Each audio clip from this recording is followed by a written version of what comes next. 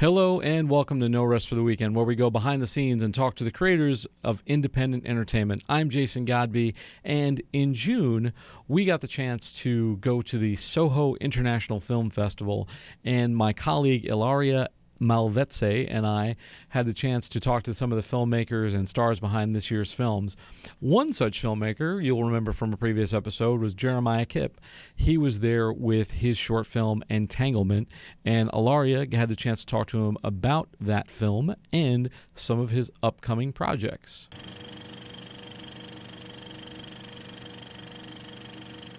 Hi, we are here on the red carpet of Soho International Film Festival. I have the honor to be here with Jeremiah Kipp, director of Entanglement.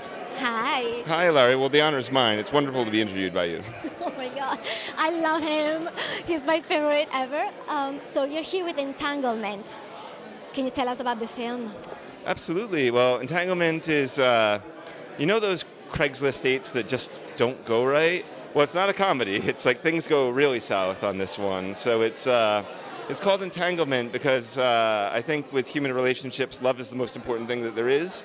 But human beings are very dangerous and complicated animals, and if you put two of them in a room together, then ultimately we get entangled in ourselves, and we get entangled in each other, and complications ensue beyond what these two people were expecting out of this brief encounter. Yeah. So it was written by Joe Fiorillo, but the inspiration came from Lucas Hassels, correct? Yeah, well, we work together frequently. Like, this is our third, we've worked together many, many, many times. Like, Joe Fiorillo is a writer that I work with frequently. Lucas Hassel is an actor that I think we think of him as our muse, It's like he's like Lucifer from Paradise Lost. He's like a fallen angel. And he's such a beautiful man, and we always cast him as these deplorables, So we all came together on this one again. It's like our third project, and Joe had written it. And I think it was because we were pressuring him. We had a good experience on our previous movie, The Minions, and wanted to continue with this character. And even though the character has a different name, Lucas and I pretended that it was the same character and a continuation of the work that we'd been doing before. I didn't know that. Yeah, so we were continuing to mine the character that Lucas was playing, which was very interesting. Yeah. So, and when you talked to them for the first time, when they talked to you for the first time about this idea, what was your first instinctive reaction? Well, even from the conception stage, I'm inclined to work with Joe and Lucas. We're all fascinated in the dark mystery of human beings, So it was a no-brainer for us to all collaborate again. And Joe, as a writer, is completely unafraid to go into the dark side of sexuality and the guilt of characters who are conflicted. Joe is a Catholic. He's an incredibly moral guy. So, he's very moral-minded, and that's what kind of holds him instead as he's diving into the deep end of the pool. So Lucas and I, when we read his scripts, we're always entranced by the quality of his writing, the complications of his characters. They're not easy, and they're not pretty, and they're not safe, and that's like a really fascinating place to be. All of Joe's writing feels like a gently disturbing dream. Yeah. It was difficult for the actress to actually film because it's quite dangerous. Yeah, well, I feel very strongly about this. The characters are in an incredibly dangerous situation, but that means that there has to be trust between the actors and the director and the writer and everyone. We all are on this high wire together without a net underneath us. So it's very important. We rehearsed a lot. We rehearsed for months before going into it, just because we were all in the rewriting process together. So by the time we filmed, they had a deep understanding of the characters. There was no mystery about what we were going to do on the set or what we were going to show. So the set was a very safe environment for characters that are enduring very unsafe conditions. Did you know Robin from before, or you met her at the audition room? Well, Robin was in The Minions also. So actually, when Joe and I wrote the project, it was it was with other actors in mind, and then once we decided that Lucas and Robin were the ones that I immediately thought it was like rock and roll. I suddenly thought that the piece became that much more frightening and scary because Lucas and Robin are totally fearless in their approach to performance, and they were totally willing to jump right in and do the scary things together. So how excited you are to be here today? Well, I love the Soho International Film Festival. It's always a pleasure to screen here. We're in a beautiful theater. And, I continually come back to this festival because I find it so personally and professionally rewarding. The quality of people that come to this festival is really wonderful. The after parties, a lot of the time the after parties, it's like not necessarily conducive to meeting people, but at Soho, they throw a wonderful party, and it's wonderful to share your experiences with other filmmakers and other people in the audience, and I just love it here. So it was a no-brainer to submit Entanglement, and I'm very happy to be screening here. I have one more question. So what's next for you, Jeremiah? Well, we got an option on my feature film Slapface, so that's in the works. So that's a monster movie that Lucas is also in. So we'll see if anything emerges from that. And I'm just about to wrap a TV show, a crime series that's in its second season called Grave Mysteries. And then after that, we'll see. We'll see what the next step is. But we're just finishing up post. Oh yes, and Black Wake. We just sold a feature called Black Wake, starring Tom Sizemore and Eric Roberts and Nana Govea. So we'll be announcing. The poster art has come out, and we'll be announcing the exact August release date very soon.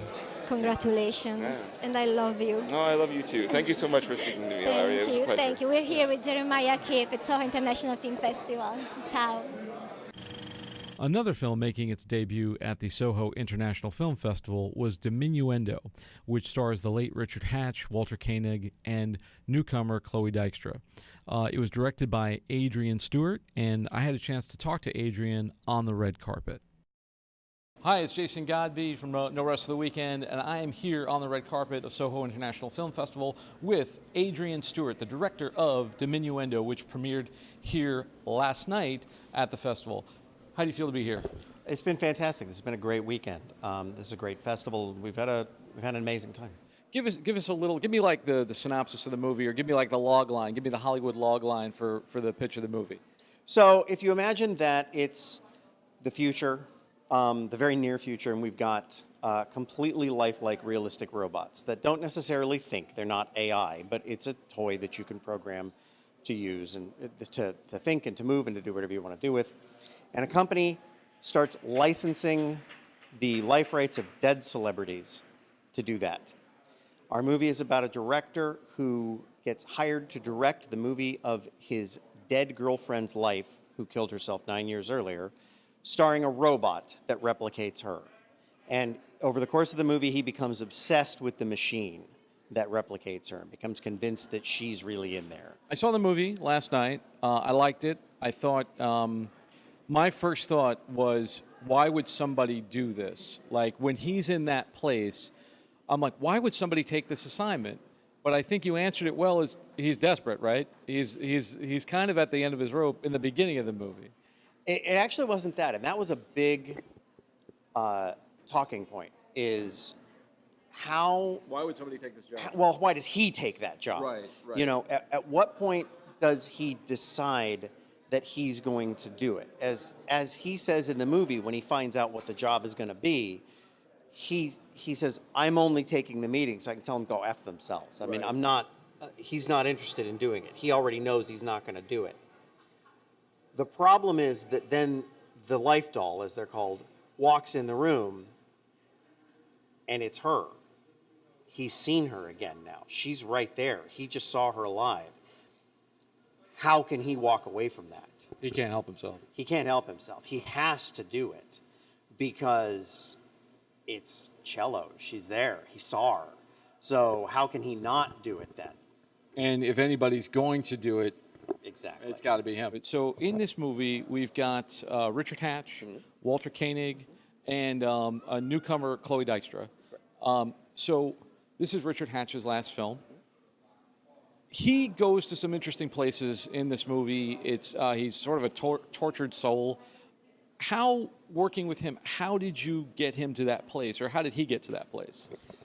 Richard is one of the, I mean, it's not hyperbole. He really is one of the greatest actors I ever worked with. And I can't take any credit for anything he did. I mean, I'm a very lazy director. So my directing style is cast the right people, 70% of your work is done, and then you just sit back and make sure that they're in the light. And really, that was kind of what we did with Richard. The only thing, we had to let him know how many run-throughs we were going to do of something for camera so that he didn't blow it all on the take. Because super emotional stuff, when he really, really went for it, he'd be good for one or two, and then it starts to fade. But he would give you just everything on those couple of takes. But he could do it when you were ready, And so as long as Richard knew, we're in the shots where it really matters, swing for the fences, and there was no direction. I just let him do what he was going to do. I imagine because the movie is shot out of sequence, I imagine you'd have to tell him, okay, this is where we are in this scene where, you're at this level as opposed to, his beginning of his journey kind of thing. I'm sure there was like a roadmap that you're giving him. Yeah, we tried actually in the schedule to make it a little easier in that wherever possible, we never mixed the past and the future, because none of the movie takes place in the present. Right. We never mixed the past and the future on the same day of shooting. So he was either Haskell in the past before she had killed herself, or he was Haskell post-suicide. And so that kind of helped. He knew where he had to be, and he knew where he was in those moments. But yeah, we always had to go through the schedule and go, okay, here's the big day. Tomorrow's a little lighter.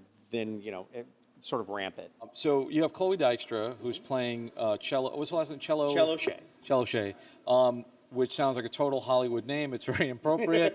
I thought she was great in the movie. So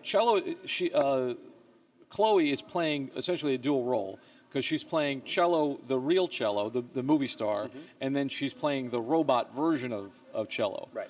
So how were you able to work with her so that we knew, because you jump around in time so much, Sure. How do we, and I thought she was brilliant because I knew by looking at her when she was artificial and when she was real and when it was past and all that kind of stuff. How did you guys achieve that so that we knew who she was when we were seeing her? Well, we did the same sort of thing with Chloe, performance-wise, which is we never had her playing the doll and cello on the same day. Each day was either the doll or today you're cello. Today you're the doll, today you're cello. On top of that, obviously there was a lot of rehearsal work, and then Chloe went in and created her own rules for the doll and how the doll operates. Things that like, I can only breathe every time I count to 30. The doll only blinks every 20 seconds. Rules about, she follows people's eyes, and when does she switch eyes from who she's following, or, she talks, she looks at whoever's talking. Whoever talked last, she keeps looking at them until the next person talks, and then she looks at them. So a bunch of things like that. And then there are little tricks that we did. For instance, the doll has very different makeup. Getting her ready to play the doll was a 2-hour process because the doll is all airbrushed, so that the doll is as perfect as can be and nothing ever changes. And cello's makeup is a little bit more hippy-dippy slapdash, Well, she looks like a real person. Yeah, exactly. And then I did notice that too, and I was going to ask you about that, if there was any physical effects. And you guys actually did a bit of CGI in the movie as well. It's not like CGI like, Jurassic Park CGI, but there is CGI in the movie. There's actually, there's over 100 effect shots in the movie, which is sort of mind-boggling. That's crazy. Were never intended to be. To be perfectly honest, a lot of it was fixing stuff that went wrong. For example, we got stuck because, it was a very, very, very low-budget movie, and so options get limited. And there was one set that we all just absolutely hated. We hated it. And so there are a lot of CGI shots in there fixing that set in ways that had you not been there, you'd never known. There are a lot of little things. For example, that set that we hated, we looked at a shot and we realized they left the cables running all along a back corner, and because I didn't have a monitor that day, because everything went wrong that day, I couldn't see it, and the guy who was operating the Steadicam didn't notice it, and now we've got this shot that we have to use that has all these cables in the back. So my CGI guy took Haskell's shoulder bag and set it in the corner on top of those cables. Now, this is a Steadicam shot that's moving constantly, but I defy anyone to tell that that's CGI. But then also, we did do some effects on the doll. So there are things like, there were a few moments. She's never fully CGI, though. She's never fully CGI. There are moments where I cheated in stills of her in split screen, where she's in the background or she's just sitting or wherever, so that the doll is idle.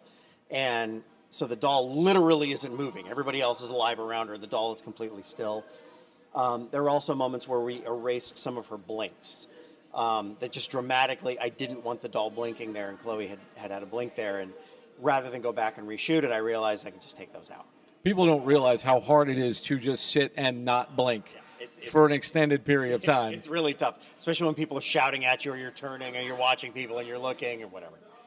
So for this film, you're doing the festival circuit. This is, how many festivals have you done so far? This is our 5th. Okay. So what is the plan for the movie? Where do you, like I asked you before, and I figure I'd ask you on camera as well, but where do you see a movie fitting like this in terms of theatrical release? Is it a streaming film? Like, because you have Richard Hatch. It's his last film. Unfortunately, he passed away. I think it's a wonderful legacy, though. I think he does a great job in it. Will you get the fan base for it? Because you've got two sci-fi guys in it. You've got Richard Hatch from Battlestar Galactica, and then you've got Walter Koenig from the Star Trek original series. Are you going to get the Trekkie nerds? Are you going to get the Battlestar Galactica nerds to watch this? And, you know, where do you think it fits in the pantheon now between, like, low-budget horror films and huge comic book movies? I think where it fits is almost in, like, low-budget foreign drama. And so I definitely think there's an audience, and what the audience is it's the audience who still wants to see a movie that is unequivocally made for adults. You know, that tells a difficult story, that asks a lot of the audience, that's more about the performances than it is about car chases and explosions and plot. And I think those people are out there. Obviously, it's not going to be some huge theatrical run. It'll be, 10 cities for 2 weeks, and people will get a chance to see it, and then probably, honestly, most people will see it streaming somewhere. That's okay. Really, it's more important to us that it gets seen than how it gets seen. What do you want people to come away with when they see this picture? I just want people to come away thinking.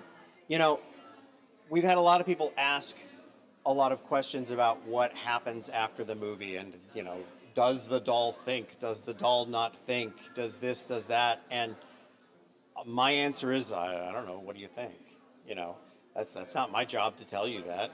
I know what I think, but I don't know what you think, and you don't get to know what I think. So I just want people to come away thinking about it. I want it, it's just like a large part of the movie, because Cello kills herself, is about suicide.